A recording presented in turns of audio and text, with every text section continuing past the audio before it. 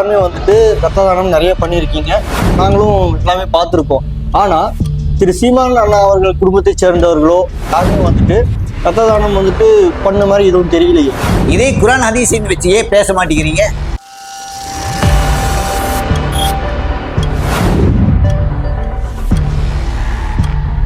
நான் சொல்றதெல்லாம் உண்மை அப்படின்னு சொன்னா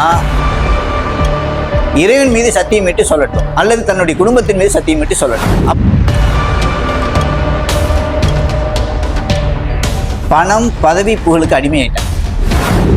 வணக்கம் மக்களே, இன்னைக்கு நம்மளோட நிகழ்ச்சியில சிறப்பு விருந்தினராக கலந்துக்கிட்டு இருக்கிறது யாருன்னு பார்த்தீங்கன்னா, நாம் தமிழர் கட்சியினோட குருதிக்கொடை பாசறை மாநில ஒருங்கிணைப்பாளர் திரு NTK முகமது இலியாஸ் அவர்கள். அண்ணா அவர்களுக்கு வணக்கம் தெரிவிச்சுக்கிறோம். வணக்கம்.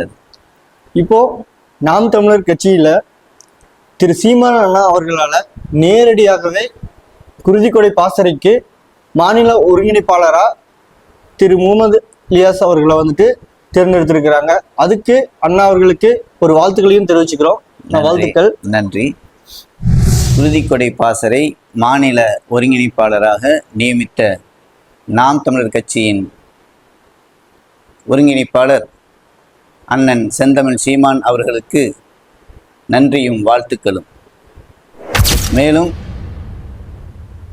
இப்பரிந்துரை செய்த கவுண்டம்பாளையம் தொகுதி பொறுப்பாளர்களுக்கும் உறுப்பினர்களுக்கும் நன்றியும் வாழ்த்துக்களும். நாம் தமிழர் கட்சியில குருதிக்கொடை பாசறையின் மாநில ஒருங்கிணைப்பாளராக உங்களை நியமிச்சிருக்கிறாங்க. இதை நீங்க எப்படி வந்துட்டு உணர்றீங்க? இதை எப்படி வந்துட்டு பெருமிதமா நீங்க கொள்றீங்க? மற்றற்ற மகிழ்ச்சியா இதை நான் உணர்றேன். எப்படின்னா, நாம் தமிழர் கட்சியில் 22 பாசறைகள் உண்டு. குருதிக்கொடை பாசறையை சேர்த்து 22 பாசறைகள் உண்டு. மீதமுள்ள 21 பாசறைகளும் மனித வாழ்வுக்கான ஜீவாதாரத்துக்காக வேண்டி போராடக்கூடியவர்கள், உழைக்கக்கூடியவர்கள், களமாடக்கூடியவர்கள். ஆனால் இதையெல்லாம் விட, இவர்களெல்லாம் விட ஒரு படி மேலாகவே குருதிக்கொடை பாசறையினுடைய அந்த களப்பணி வேலை என்பது ஜாதி மதம் கட்சின்னு பார்க்காம அனைத்து உயிர்களையும் பாதுகாக்கக்கூடிய ஒரு விஷயமாக இருக்குது. அப்போ அப்பேற்பட்ட ஒரு பணியை சீமான் அண்ணன் எனக்கு கொடுத்துருக்காங்க அப்படின்னாக்கா, இதில் மிக மிக கவனமாகவும் பொறுப்பாகவும் உணர்வோடும் நான் செயல்பட வேண்டியதாகவும் இருக்குது, செயல்பட்டு கொண்டு இருக்கிறேன். இப்போ நம்ம உடல் உறுப்புகள்ல எல்லாத்துக்குமே ஒரு மாற்று இருக்கு. இப்போ இதயம் வந்துட்டு ஃபெயிலியர் ஆயிடுச்சு அப்படின்னா அதுக்கு தகுந்த மாதிரி வேற ஒரு மெட்டல்ல அந்த மாதிரி வந்துட்டு நம்ம ஆல்டர்னேட்டிவ் பண்ணுவோம். ஆனா ரத்தத்துக்கு மட்டும் மாற்றா நம்ம எதுவுமே உள்ள வந்துட்டு செலுத்த முடியாது. ரத்தத்துக்கு ரத்தம் மட்டுமே மாற்று அப்படிங்கிற மாதிரி தான் நம்ம இப்போ வரைக்கும் மெடிக்கல் ஃபீல்டு இருக்கு. அப்படி இருக்கும்போது ரத்தம் செலுத்தி உயிரை காப்பாற்றக்கூடிய இந்த பொறுப்பு உங்களுக்கு எந்த அளவுக்கு வந்துட்டு கடமையா இருக்கும் அப்படின்னு நீங்க நினைக்கிறீங்க? அதாவது நீங்க கேட்ட கேள்வி அருமையான ஒரு கேள்வி. திருக்குர்ஆன்ல ஒரு வசனம் இருக்கு.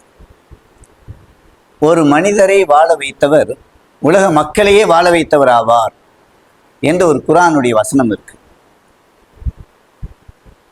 ஒருத்தருக்கு ஒரு பண உதவிக்காக ஒருத்தர் வராரு, அவருக்காக நம்ம உதவி செய்யறோம்.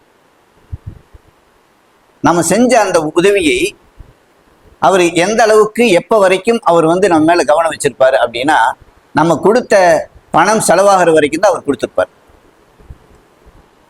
ஆனால் ஒரு மனிதருடைய உயிரை வாழ வைக்கிறதுக்காக நம்ம உணவு, நீர், உறக்கம், நேரம், காலம்லாம் பார்க்காம அவருடைய உயிர் எந்த அளவுக்கு மிகப்பெரும் பெருசு, நம்மளுடைய உயிரை விட மிகப்பெரும் அவருடைய உயிர் பெருசு அப்படின்னு நம்ம நினைச்சு கொடுக்கும் போது அதனுடைய வலியும் அதனுடைய உணர்வும் எப்போ வரைக்கும் வச்சிருப்பாரு அப்படின்னா, அவர் இறக்குற வரைக்கும் வச்சிருப்பார். சரியா? அப்போ பணத்தை விட பதவியை விட அவருடைய உயிர்க்காக வேண்டி நம்ம எவ்வளவு முயற்சி செஞ்சிருக்கிறோமோ அந்த முயற்சியில் கடுகளவும் நம்ம தோல்வி அடைய மாட்டோம். கண்டிப்பாக இறைவனுடைய மக்களினுடைய மனதில் நீங்கா இடம் பெற்றிருக்கும். இப்போ நாம் தமிழர் கட்சியில சேர்ந்த உறுப்பினர்களாகட்டும், உங்களை மாதிரியான அனுபவமிக்க பொறுப்பாளர்களாகட்டும், எல்லாருமே வந்துட்டு ரத்த தானம் நிறைய பண்ணியிருக்கீங்க. நாங்களும் எல்லாமே பார்த்துருக்கோம். ஆனா திரு சீமான் அண்ணா அவர்கள் குடும்பத்தை சேர்ந்தவர்களோ மற்றவர்களோ சுற்றி இருக்கிற ஒரு சுற்று வட்டாரம், குறிப்பிட்ட சுற்று வட்டாரத்தை சேர்ந்தவர்கள் யாருமே வந்துட்டு ரத்த தானம் வந்துட்டு பண்ண மாதிரி எதுவும் தெரியலையே. இல்லை, அப்படி இல்லை. நீங்கள் கவனிச்சிருக்க மாட்டீங்க, தெரிஞ்சிருக்காது அப்படிங்கிறது தான் உண்மையை தவிர, இந்த மே 18 குருதிக்கொடை வந்து நடத்தினாங்க. அதில் சீமான் அண்ணனுடைய மனைவி வந்து முதலா அவங்க கொடுத்துதான் அது வந்து ஆரம்பிக்கப்பட்டுச்சு. இஸ்லாம் மார்க்கத்துல ஆகச் சிறந்த ஒரு தமிழ் தேசியவாதி திரு பழனி பாபா அவர்கள் பார்த்தீங்கன்னா ஒரு மிகப்பெரிய போராளி தான் சொல்லணும். அவரை பற்றி உங்களோட அனுபவத்துல நீங்க தெரிஞ்சுக்கிட்ட சில விஷயங்கள் எங்களுக்காக பகிர்ந்துக்க முடியுமா? மிகச்சிறப்பா ஒரு அருமையான கேள்வி கேட்டிருக்கிறீங்க. பொதுவாகவே நம்ம தமிழின இஸ்லாமிய கிறித்துவர்கள் அல்லாத தமிழர்கள், தமிழின உறவுகள் அனைவர்களுக்குமே நம்ம தமிழ்நாட்டில் அரசியல் பேசக்கூடாது, அரசியல் பேசுறது வந்து பெரிய பாவம், அரசியல் பேசுவது வந்து பெரிய முட்டாள்தனம், இப்படின்ட்டுலாம் வந்து சொல்லக்கூடிய காலமாக இப்போ வரைக்கும் இருக்குது. அதாவது சீமான் அண்ணன் வர்றதுக்கு முன்னாடி வரைக்கும் இருந்திருக்கு. நம்ம தமிழ்நாட்டில் முதலா அரசியலை பற்றி பேசியவர் வந்து அண்ணன் பழனி பாபா அவர்கள் தான். கண்டிப்பா பழனி பாபா ஐயா அவர்களோட பேச்சுகள் இன்னைக்குமே இணையத்துல வந்துட்டு இருக்கு. அதை பார்க்கும் போதே நிறைய பேர்த்துக்கு வந்துட்டு ஒரு ஒரு ஆர்வம் வந்துட்டு அரசியல்ல வரும். அதை வந்து இன்னைக்குமே உணர முடியும். கண்டிப்பா. அதே மாதிரி பழனி பாபா அண்ணன் இருக்கிற வரைக்கும் அவர்களுடைய பேச்சை கேட்க லட்சக்கணக்கான மக்கள் வருவாங்க. அவங்க முஸ்லீம்கள் மட்டும் கிடையாது, அவர் இஸ்லாமியர்கள் தான், முஸ்லீம் மட்டும் கிடையாது, கிறித்தவர் மட்டும் கிடையாது, அனைத்து நபர்களும் மொழி இனம் பார்க்காம எல்லோரும் கூடுவாங்க. அத்தனை லட்சக்கணக்கான மக்கள் அவருடைய பேச்சில் எவ்வளவு உண்மை இருக்கு அப்படின்னு. ஆனால் இஸ்லாமிய மக்களுக்கு நாங்கள் தான் உதவியாளர்கள் அப்படின்ட்டு வந்த இஸ்லாமிய இயக்கவாதிகள், ஜமாத்தார்கள், பள்ளிவாசல் நிர்வாகிகள், ஜமாத்தார்கள், இஸ்லாமிய கட்சிகள் யாருமே வந்து நம்மளுடைய தமிழ் மக்களுக்கோ மண்ணுக்கோ இயற்கை வளங்களுக்கோ விவசாயத்துக்கோ விவசாயிகளுக்கோ யாருமே ஒன்றும் பேசவே கிடையாது இது வரைக்கும். அப்படி பேசாத ஒவ்வொன்றையும் வந்து நம்மளுடைய பழனி பாபா அண்ணன் முதல்ல பேசியிருக்கார். அந்த பழனி பாபா அண்ணனுக்கு அப்புறம்தான் வந்து அரசியல் புரிதலே என்ன அப்படின்ட்டு, அரசியல் வேணுமா வேண்டாவா, அரசியல்னால நம்மளுடைய மண்ணுக்கும் மக்களுக்கும் எவ்வளவு வந்து தேவைப்படுது, பிறப்பு முதல் இருக்கிற வரைக்கும் அரசியல்னா ஒவ்வொரு மனிதனுக்கும் தேவைப்படுது, அதை பற்றியே வந்து இது வரைக்கும் யாருமே பேசலை அப்படின்ட்டு இது வரைக்கும் நான் முதல் கொண்டு கேட்டுட்டு இருக்கேன். நம்ம சின்னதுல ஒரு கடைக்கு போகும்போது அங்க வந்து அரசியல் பேசக்கூடாதுன்னு எழுதி போட்டிருந்தாங்க. அப்போ போட்டிருக்கும் போது நான் என்ன நினைச்சேன், ஓ அரசியல் பேசினா வந்து அது விபச்சாரம் மாதிரி, கொலை குற்றம் மாதிரி நான் நினைச்சேன்.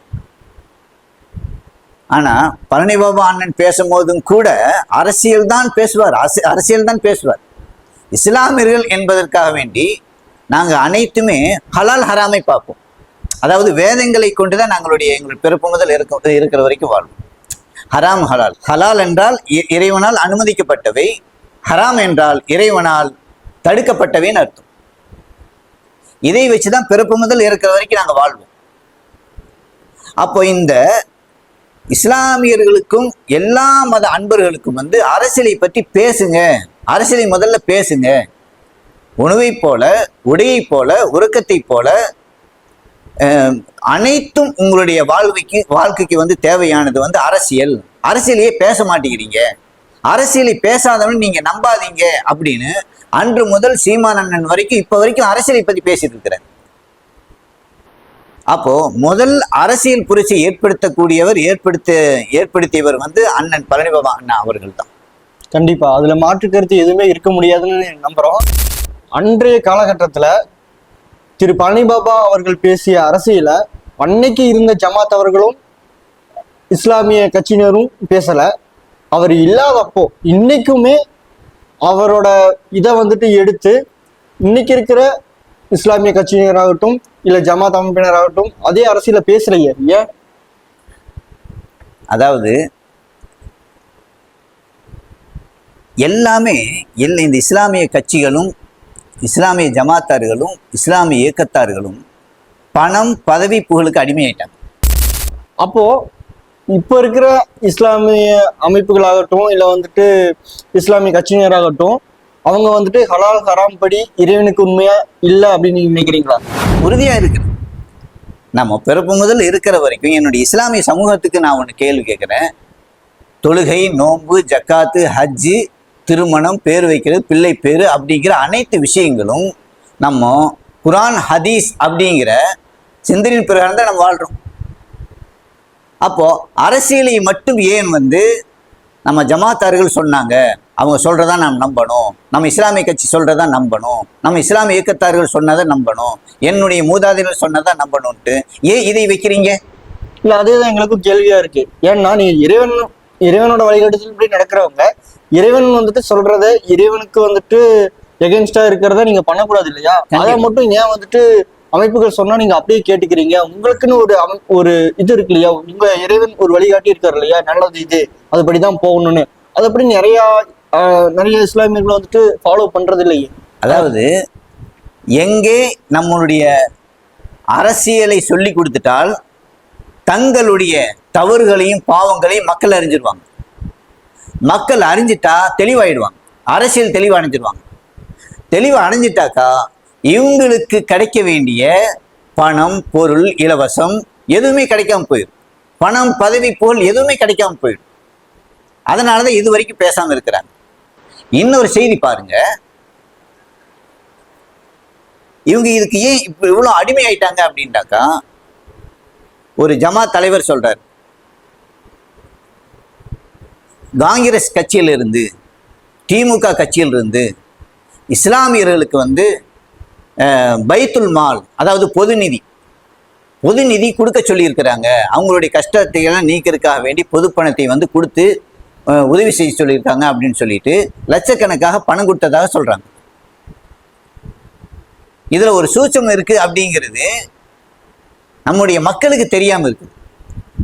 தெரியாம இருக்கணும் அப்படிங்கிறதுக்காக தான் நம்மளுடைய ஒவ்வொரு அரசாங்கம், இந்திய மாநில எல்லா அரசாங்கமும் என்ன செய்யுது அப்படின்னா அவங்களுக்கு வறுமை கொடுக்குது. வறுமை கொடுத்தா ஏதாவது சிந்திக்க முடியுமா? அதே மாதிரிதான் போதையை கொடுக்குது. மது போதையை கொடுத்தால் அவன் சிந்திக்கவே மாட்டான், அதை வச்சே சிந்திப்பான். வறுமை கொடுத்தால், போதையை கொடுத்தால் இனி அவனுடைய வாழ்க்கை எந்த ஒரு முன்னேற்றத்துக்கும் அவனுடைய அறிவு தேவைப்படாது, அவனுடைய முயற்சியும் தேவைப்படாது, அவனுடைய மனசாட்சியும் தேவைப்படாது. அப்ப அதுக்குள்ளேயே மூழ்கி இருக்கிறான். இதேதான் நம்மளுடைய இஸ்லாமிய மக்கள் என்ன பண்ணிட்டு இருக்காங்க அப்படின்னா, யார் முன்னாடி பணம் தருவா, கஷ்ட நஷ்டத்து பணம் தராங்களா, ஏன் எதுக்குன்னே கேட்கறது இல்லை. வட்டிக்கு வாங்குறது பாவம், பெரும் பாவம். கொலை செய்யறது, கொள்ளையடிக்கிறது பாவம்னு எல்லாமே தெரிஞ்சு வச்சிருக்கிறாங்க. தெரிஞ்சுமே நிறைய பேர் அவங்களுக்கு தான் அவங்க பக்கம் தானே நிக்கிறாங்க. ஆமா ஆமா, கண்டிப்பா மிகப்பெரிய தவறு தானே, நம்ம பெரும் பாவம். இப்போ தாடி, தொப்பி, பேரில் இஸ்லாமியரா எல்லாரும் நினைச்சிட்டு இருக்கிறாங்க. ஓ, தாடி வச்சுக்கிட்டா முஸ்லீம், பேர் வச்சுக்கிட்டா அவர் தொழிலாளின்னு பார்த்துட்டாக்க இவர் முஸ்லீம்ன்ட்டு. ஆனா இஸ்லாத்தின் அடிப்படையில் இஸ்லாமிய வேடைதாரிகள் தான் அவங்களை சொல்லணுமே தவிர இஸ்லாமியர்கள் அப்படின்னு சொல்றதுக்கு உண்டான ஒரு இதுவும் கிடையாது அவங்களுக்கு. அப்போ இந்த இஸ்லாமிய சமுதாயம் என்ன பண்ணுது அப்படின்னா, இந்த இயக்கவாதிகளும் ஜமாத்தார்களும் கட்சிகளும் என்ன பண்ணுது அப்படின்னா, இஸ்லாமியர்களுடைய நிலையை வச்சு அந்த பள்ளிவாசல் நிர்வாகிகள் இருப்பாங்க இல்லைங்களா, இவங்கெல்லாம் திராவிட கட்சிகளுடைய கூட்டாளிகள். இவங்க எல்லாருமே அப்படித்தான். அது காங்கிரஸ் ஆகட்டும், திமுக ஆகட்டும், அதிமுக ஆகட்டும், எல்லாமே ஒரு கூட்டு களவாணிகள் தான். அப்படிங்கிற உணர்வும் இல்லை அவங்களுக்கு. நம்ம சொன்னாலும் நீ சீமானுடைய தம்பி தானே, சீமானுடைய பிடிஎம் தானே, அப்ப நீங்க எல்லாம் அப்படிதான் சொல்வீங்க. இப்போ நீங்க நீங்க எந்த கட்சியோ நீங்க சொல்றீங்க சொல்லல, நீங்க ஒரு ஆள் இருக்கீங்க இல்ல, அதெல்லாம் ரெண்டாவது. ஆனா உங்களுக்குன்னு ஒரு வழிகாட்டுதல் இருக்கு இல்லையா, அதுபடி நீங்க கரெக்டா நடந்து போயிட்டே இருக்கணும்ல. சீமான் சொன்னாரு செய்யறோம், அதெல்லாம் காட்டிலும் நீங்க சரி தப்பு அதப்படியெல்லாம் போகணும். இன்னொரு கட்சி கம்பேர் பண்ணாம நீங்க அதை தான் போகணும். அதுபடி போயிருந்தா பிரச்சனையே இல்லையே. ஆனா நீங்க அதை தவறிங்கும் போது தானே அந்த கேள்வி எழுப்பப்படுது. அப்படிங்கறதுதான் ஒரு கேள்வியா. அதே மாதிரி நான் இஸ்லாமிய இயக்கங்கள்கிட்ட நான் கேட்கிறேன், ஒவ்வொரு விஷயத்துக்கும் இதுக்கு ஆதாரம் இருக்கா, இதுல எதுல ஆதாரம் இருக்கு, இது இந்த வசனம் எங்க இருக்குது, இது எத்தனாவது அத்தியாயம், கேள்வி கேட்க தெரியுது இல்லையா? ஆனா இதே ஆதாரத்தை சீமான் மூலியமா எந்த அரசியல் இன்றைய தமிழ்நாட்டில் இன்றைய சூழ்நிலையில் நம்மளுடைய மண்ணுக்கும் மக்களுக்கும் தேவையான அரசியல் எது அப்படின்ட்டு இதே குர்ஆன் ஹதீஸின் வச்சு ஏன் பேச மாட்டேங்கிறீங்க, ஏன் கேட்க மாட்டேங்கிறீங்க? ஏன் அதுக்கு உண்டான துணிவு இல்லை, துணிச்சல் இல்லை, தைரியம் இல்லை, தன்மானம் இல்லை, ஈமான் இல்லை? ஈமான இறை நம்பிக்கைன்னு அர்த்தம். அப்போ அரசியலை மட்டும் ஏன் ஈமான் இல்லாத ஒரு விஷயமா நீங்க உருவாக்கி வச்சிருக்கிறீங்க அப்படின்னா, உங்களுக்கு தேவை மறுமையின் மேல இறைவன் மேல பயம் தேவையில்லை, உங்களுக்கு பணமும் பதவியும் புகழும் தான் தேவை அப்படிங்கிறது தான் நான் உறுதியா எடுத்து சொல்லிட்டு இருக்கிறேன். இப்போ இந்த ஜமாத்துல என்ன பண்ணியிருக்காங்க, லட்சக்கணக்கான பணத்தை கொடுத்திருக்கிறாங்க. அப்ப இந்த லட்சக்கணக்கான பணத்தை ஜமாத்துக்கு கொடுக்க வேண்டிய இன்றைய தேவை என்ன அப்படின்னு நம்ம கேள்வி கேட்கிறோம். இது கையூட்டு பணமாக அவங்க என்ன பண்றாங்க, தேர்தலுக்காக முன்கூட்டியே கொடுக்கப்படுது அப்படின்னு நான் சொல்றேன். இது உறுதியா. அப்போ இவங்க பணம் கொடுக்குறாங்க, 10,000 கொடுக்குறாங்க, 20,000 கொடுக்குறாங்க, 5,000 கொடுக்குறாங்க. இப்போ இந்த பணத்தை கொடுக்கும் போது மக்கள் என்ன நினைப்பாங்க, ஓ ஜமாத் சொல்றது சரியானது, அவங்க சொல்றதா உண்மையானது, அவங்க சொல்றதுதான் இறைவாக்கு அப்படின்னு தான் அவங்க நினைப்பாங்க. அப்போ அங்க இருக்கக்கூடியவங்கெல்லாம் யாரு, அந்த நிர்வாகம்லாம் யாரு? இஸ்லாத்தினுடைய ஹராமாக்கப்பட்ட கட்சிகளினுடைய ஆட்கள் நிர்வாகிகளா இருக்கிறாங்க. வெளியே எத்தனையோ ஹராமான விஷயம் நடக்குது, அதை பற்றியும் கேள்வி கேட்க மாட்டாங்க, கண்டுக்க மாட்டாங்க. இப்போ இப்பேற்பட்ட ஒரு சிந்தனையை மசூதியில வெளியுள்ள ஆளுகா இருந்தா பரவாயில்ல, மசூதியில் இறைவனுடைய பள்ளியில் நிர்வாகம் செய்யக்கூடிய இந்த நபர்கள் இது ஹராமான பணங்க, நாங்க வாங்கக்கூடாதுங்க, இது வட்டிக்கு நிகரான பணங்க, இது லஞ்சம் ஊழல் எல்லாமே ஹராமாக்கப்பட்டது தானே குர்ஆன்ல, இது வாங்கக்கூடாதுங்க, ஓட்டுக்கு பணம் கொடுக்கக்கூடாது, இலவசம் கொடுக்கக்கூடாது, அதுவும் லஞ்சம் வட்டியில் சேருங்க, அதனால இதெல்லாம் வேண்டாம் அப்படின்னு சொல்லிட்டு சொல்லக்கூடிய தைரியமும் மனப்பக்குவம் அவங்களுக்கு இல்லை. அதனாலதான் இவங்க என்ன பண்ணிக்கிறாங்க, மக்களை வச்சு இவங்க ஒரு ஒரு அடிமைத்தனத்தை இவங்களே வச்சுக்கிட்டாங்க. இப்போ இஸ்லாமிய மக்களின் நலனுக்காக எந்தெந்த பிரச்சனைக்காக திரு சீமான் அவர்களும் நாம் தமிழர் கட்சியினரும் இஸ்லாமிய மதத்துக்காகவும் இஸ்லாமிய மக்களுக்காகவும் நின்றுருக்காங்க. இந்த தலைமுறையினரும் நம்முடைய இஸ்லாமிய மக்களும் உறுதியா தெரிஞ்சுக்க வேண்டிய கேள்வியை தான் நீங்க கேட்டிருக்கிறீங்க. சீமான் அண்ணன் அவர்கள் ஜாதி மதம்னு வேறுபாடு பார்க்காம கோவை சிறைவாசிகளுக்காக போராடி இருக்கிறாரு, நீட் தேர்வுக்காக போராடி இருக்கிறாரு, இன்னும் அநேக சம்பந்தப்பட்ட எல்லா விஷயத்துக்கும் போராடி இருக்கிறார்.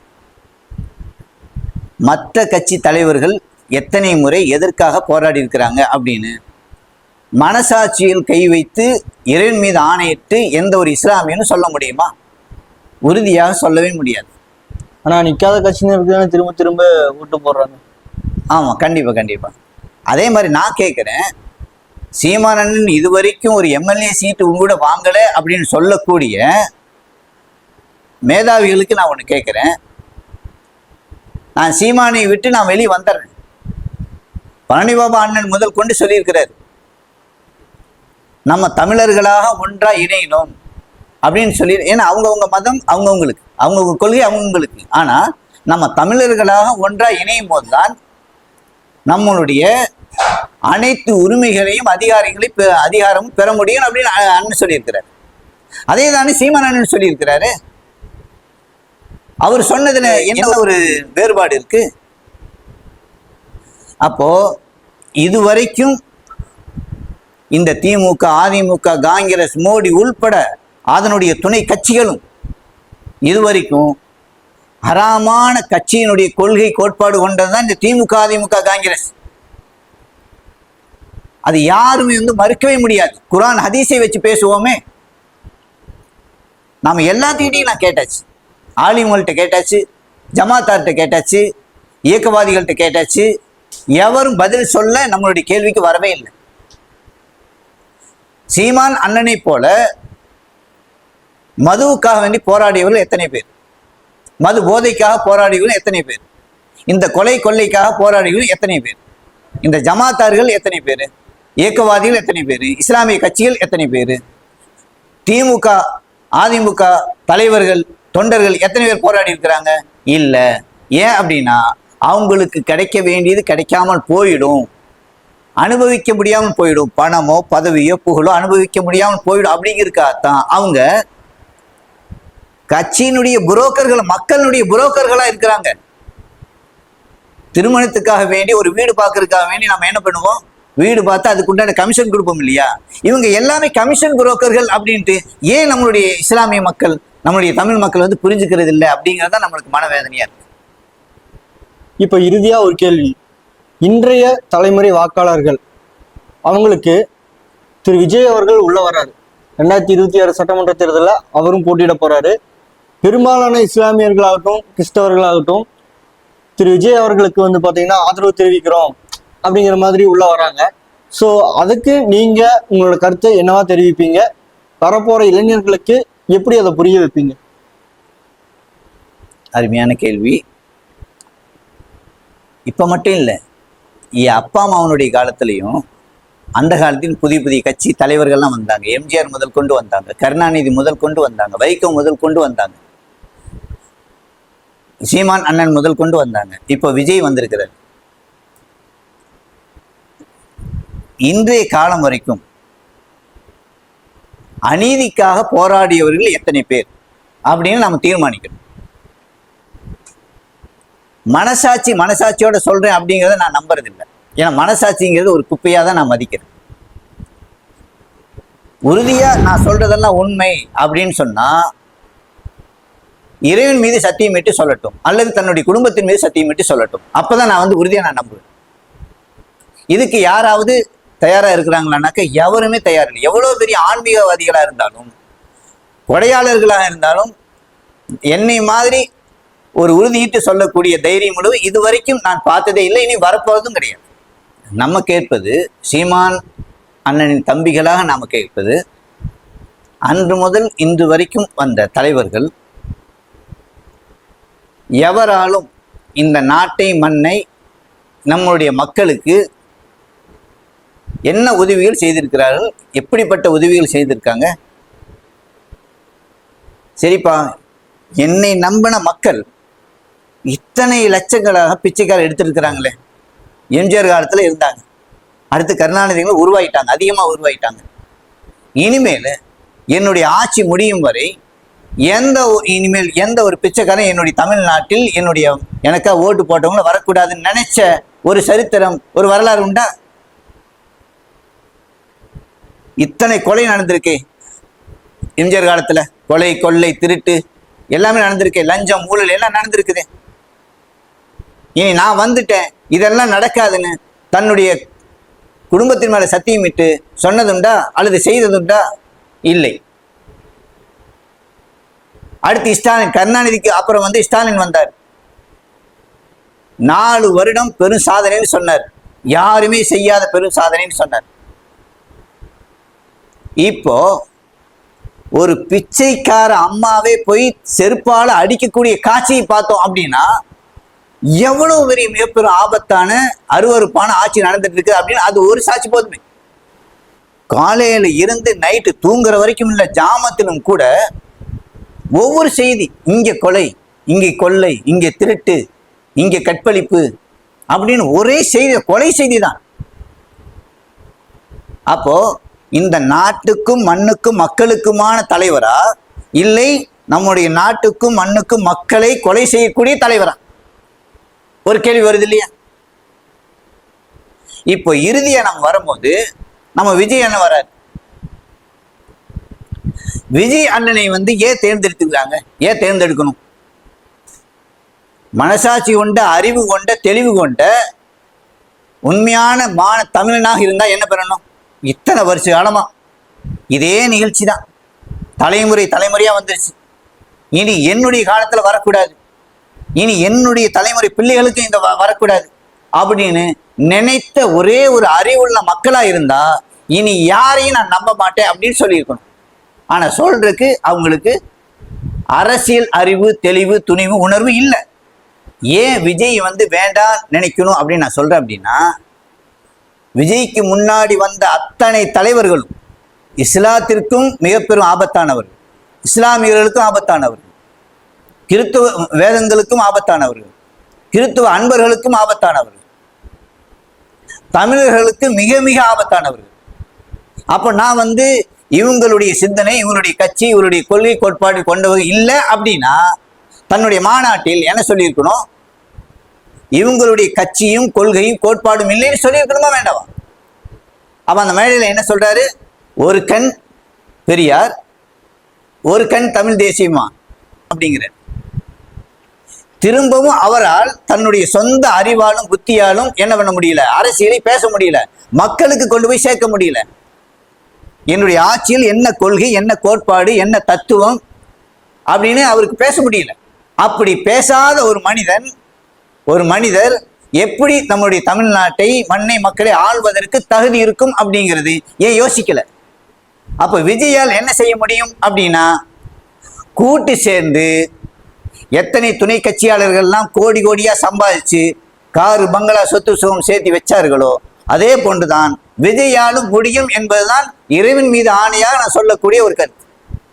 அது விஜய்க்காகவா இல்லைனாலும் சுற்றி இருக்கிற மாவட்ட தலைவர்கள், மாநில தலைவர்களுக்காகவாவது அவர் அதை பண்ணுவாரு அப்படின்னு நிறைய பேர் சொல்றாங்க. இப்போ திரைக்கவர்ச்சியில் தான் வந்து என்னுடைய பிள்ளைகள்லாம் இருக்கிறாங்க. சினிமாவில் இவர் நடக்கிறாரு, இவர் தான் உயிர், இவர் தான் என்னுடைய தெய்வம் அப்படின்லாம் நினைக்கிறவங்க அதே மாதிரி தன்னுடைய மனைவியை ஆட சொல்லுவாங்களா, பாட சொல்லுவாங்களா, சம்பாதிக்க சொல்லுவாங்களா? ஏன்னா அதுக்கெல்லாம் தன்மானம் இருக்கு. யாரை தலைவனா சொல்லணும் அப்படிங்கிறதே ஒரு விவசாயம் இல்லாம போயிடுச்சு நம்மளுடைய தமிழ்நாட்டில். இந்த மண்ணுக்காக, மக்களுக்காக, இயற்கை வளங்களுக்காக தூக்கம் இல்லாம, உணவு இல்லாம, ஓய்வு இல்லாம, தன்னுடைய மனைவி மக்களை பார்க்க முடியாம, நல்லது கெட்டதுன்னு கலந்து கொடுக்க முடியாம ஒருவன் நம்மளுடைய தமிழ்நாட்டில் பேசிட்டு இருக்கிறானே, தொண்டை தண்ணி வத்த கத்திட்டு இருக்கிறானே, அவனை பத்தி யாராவது யோசிச்சாங்களா? அப்போ இப்பேற்பட்ட ஒரு புனிதமான ஒரு தலைவன் கிடைச்சா, சீமான் ஒருத்தன் கிடைச்சா அப்படிங்கிறதுக்காகத்தான் அது கிடைச்சது இறைவனுடைய அருள். நம்மளுடைய தலைமுறை பிள்ளைகளுக்கு மிக பெரும் ஒரு அருளா கிடைச்சிருக்காப்புல. சீமானை விட்டால் இனியும் நம்மளுடைய மக்கள் அனைவருமே மிக பெரும் அடிமையாயிடுவாங்க, மது போதைக்கு அடிமையாயிடுவாங்க.